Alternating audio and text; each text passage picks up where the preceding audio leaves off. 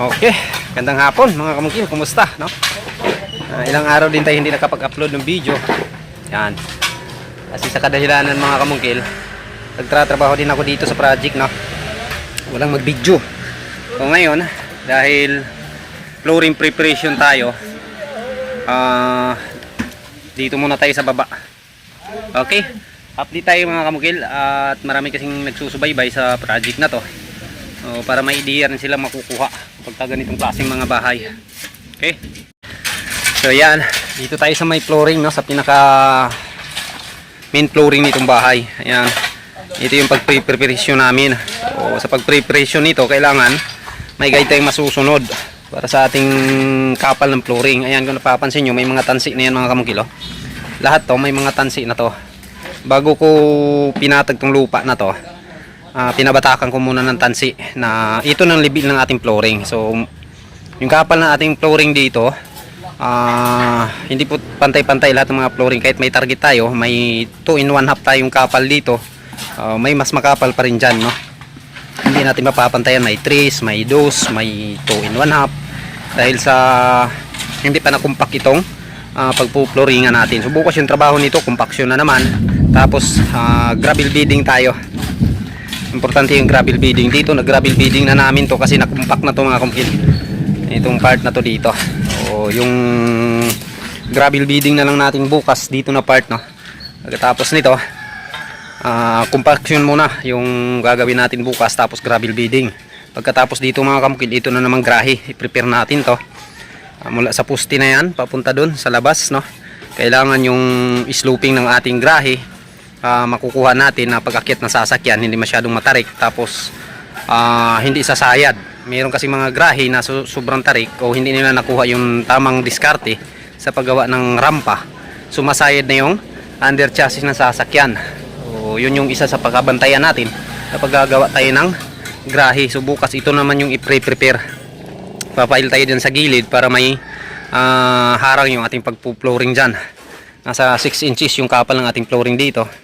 Tapos dropping tayo ng isang CHB, nasa 20 cm yung ating dropping dito. Tapos sa second floor na naman mga kamungkil, dito banda, natapos na namin dito banda sa paglatag ng parlina. Ayan, yung kulang dyan mga kamungkil, paggagawa na lang ng ating fascia frame. Ayan. Tapos dito sa pangalawang second floor, dito na lang yung kulang sa paglalatag ng parlina. Matatapos sana namin to kanina, ngayon mga kamugil, kaso lang umuulan.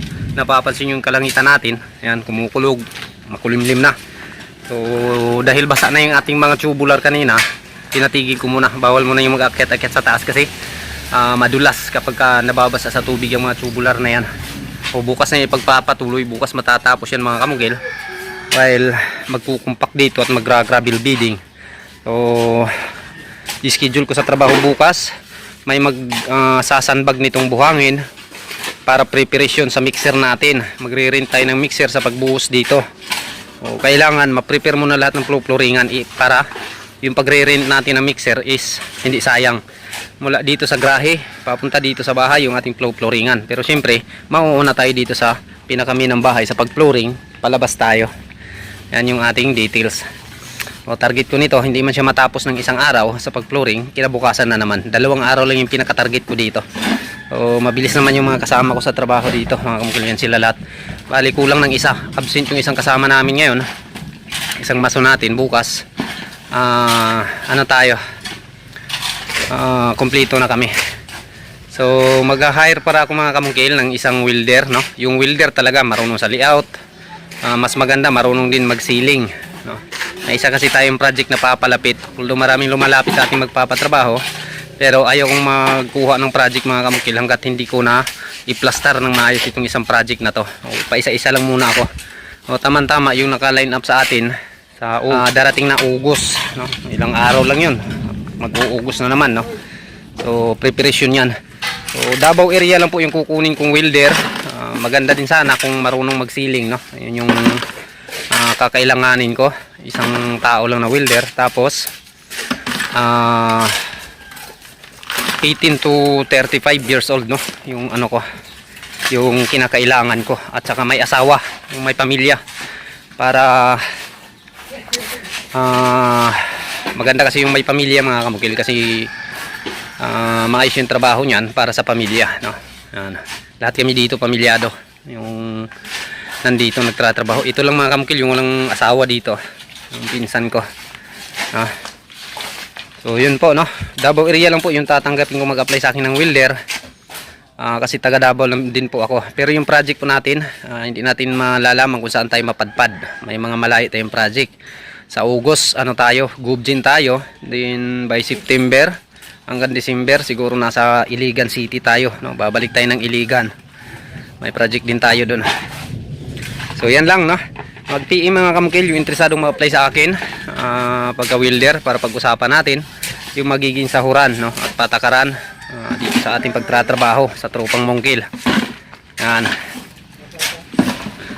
O, kailangan ko ng isang welder mga kamukil, at the same time marunong ding mag-ceiling installer. Ito dito mga kamukil, kung may makaka-apply, umpisa na siya magtrabaho dito. Dahil lahat dito PVC ceiling yung gamit natin, pati mga wall mga kamukil, wall metal cladding, and din yung double walling natin dito PVC din, no? PVC na pang wall yung ating gagamitin dito. Wala tayong masyadong pipinturahan dito, maliban lang dito sa mga konkreto nakikita nyo, yung mga poste, itong mga CR sa baba, no? Ito lang yung more on pintura tayo dito. Okay, ito na yung update ng ating trabaho, no? Yung second floor, may kunting nagbabago dito mga kamukil sa second floor, sa roofing lang. Kasi pasalungat sana yung bubong nito, kaso lang hindi kaya. Kasi sa layout ng bahay is yung kabilang bubong, yung unang bubong, itong part na to dito, pag ganyan sana yung slope dito, tapos yun papunta doon. So pagdating dyan, magkasalubong sila mga kamukil. Papasok yung gutter natin sa loob ng kisame kapag ganon. In-explain ko naman kay kliyente na talagang mahirap. Kaya ko siyang gawin, kaso lang baka pagdating ng araw papasok yung tubig sa pinakaloob ng bahay. Yun yung pinakaayaw kong mangyari. So sinadjust ko to sa kanya, iisang drop lang lahat, no? Pero may design tong roof na to, pa letter A lahat ng design nito. Tapos dun sa pinaka living area dito magdra-drop tayo ng 80 cm. Ito yung magiging design niya talaga dito, magdadala ng buhay sa buong roofing itong part na to dito. Tapos sa harap maglalagay tayo ng mga canopy sa pinakaharap, no? Maglalagay tayo ng canopy dyan para design sa harapan. Dito sa tagiliran, yan yung mga bintana, lalagyan natin ng canopy. Pati itong sliding door dito mga kamukil, magkakaroon tayo ng canopy dyan. Okay, so dito malalagay yung ating countertop, no? Kitchen sink.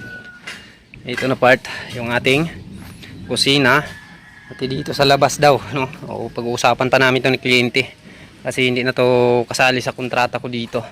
Yung kontrata ko lang dito mga kamukil, itong pinakabahay lang talaga, at saka sa talikuran yung paglalagyan natin ng mga sanitary para sa ating mga downspout, floor drain. Diyan natin ilalagay sa likod niyang wall na yan, pati linya ng tubig. Okay, so nung nabago na yung forma ng bubong mga kamukil, mas pabor sa akin, kasi yung axis ng mga downspout natin, iisa lang yung bagsak, nandyan lang siya lahat, no? Saka okay na rin kay sir to, kasi gusto niya magpalagay ng solar panel dun sa taas, so isang latag ng bubong. Abangan nyo na lang mga kamukil yung forma nito. Tapos maraming nagtatanong kung anong i-flooring ko dito. PVC foam board po yung gagamitin natin dito. So panghuli na talaga yung flooring na titirahin ko dito pag wala ng mga welding works, tapos na yung kisame, flooring, tapos partition ng kwarto, no? Okay, thank you, maraming salamat. Box, shout out Box. Shout out sa imong pinaka mahal na asawa. Si Booker yan mga kamukil, bago nating kasama, no? So ito, tatagal na naman to sa atin. Okay, thank you mga kamukil.